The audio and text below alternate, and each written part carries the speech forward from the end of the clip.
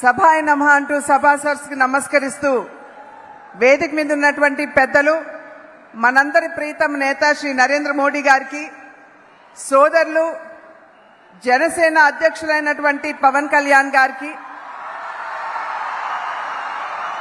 Telugu Desam party జాతీయ ప్రధాన కార్యదర్శి అయినటువంటి లోకేష్ గారికి, మరియు వేదిక మీద ఆసీనులైనటువంటి అభ్యర్థులకి, నాయకులకి, వేదిక ముందున్నటువంటి సోదరిమణులందరికీ నా నమస్కారాలు ముందుగా తెలియజేసుకుంటున్నాను.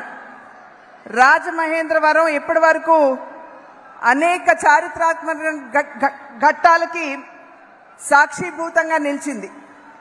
ఈరోజు మరొక ఘట్టానికి సాక్షిభూతిగా నిలుస్తున్నటువంటి విషయం మనందరికీ తెలుసు.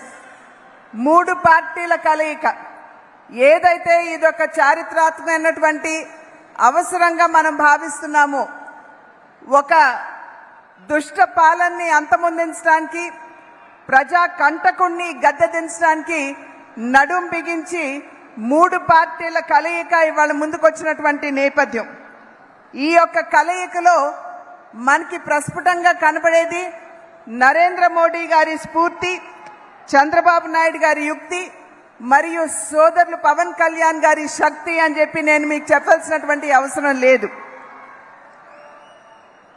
ఇవాళ మనందరికీ తెలియనటువంటి విషయం కాదు, గడిచిన 5 సంవత్సరాల కాలంలో ఏ రకంగా మనం ఇబ్బందులు పడ్డామో, ఏ రకంగా పేదల నడ్డి విరిచారో, ఏ వర్గం వారికి కావచ్చు, ఏ వర్ణం వారికైనా కావచ్చు, ఎవరికి కూడా న్యాయం చేయనటువంటి ప్రభుత్వాన్ని, పాలనని మనం ఇప్పటి వరకు చూస్తూ వచ్చాం.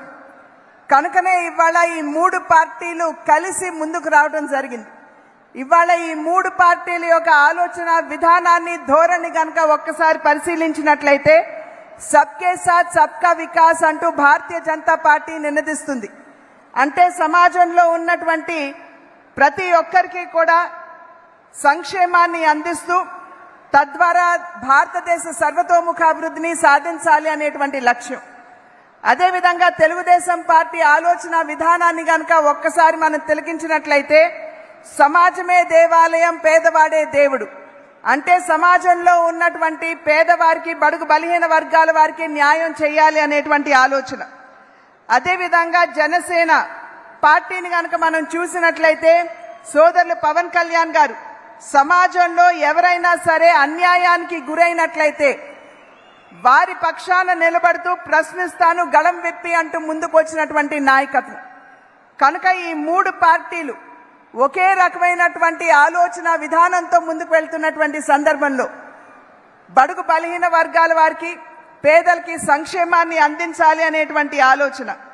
కనుక ఖచ్చితంగా రాబోయే కాలంలో ఏవైతే మనం ఇబ్బందులు ఎదుర్కొన్నామో, ఏవైతే ప్రజలు కడగండ్లు అనుభవించారు, వాటిని దూరం చేస్తూ సుపరిపాలనని రాష్ట్రానికి అందిస్తూ రాష్ట్ర అభివృద్ధికి కలయిక దోహదపడుతుంది అని చెప్పి భావిస్తున్నటువంటి సందర్భం.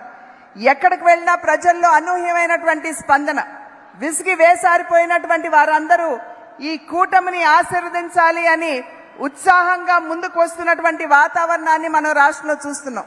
కనుక ఇవాళ మేము చేసేటువంటి అభ్యర్థన, సుపరిపాలన గనక మనకు కావాలి అని చెప్పి భావించినట్లయితే, అవినీతి రహిత పాలనని మనం రాష్ట్రంలో చూడాలి అని గనక భావించినట్లయితే, మన బిడ్డలకి, మహిళలకి, ప్రతి వర్గం వారికి న్యాయం చేసేటువంటి పరిపాలన మనం రాష్ట్రాలను చూడాలి అని గనక భావించినట్లయితే ఎన్డీఏ కూటమిని ఖచ్చితంగా మీరందరూ ఆశీర్వదిస్తారు అని చెప్పి విశ్వసిస్తున్నాను.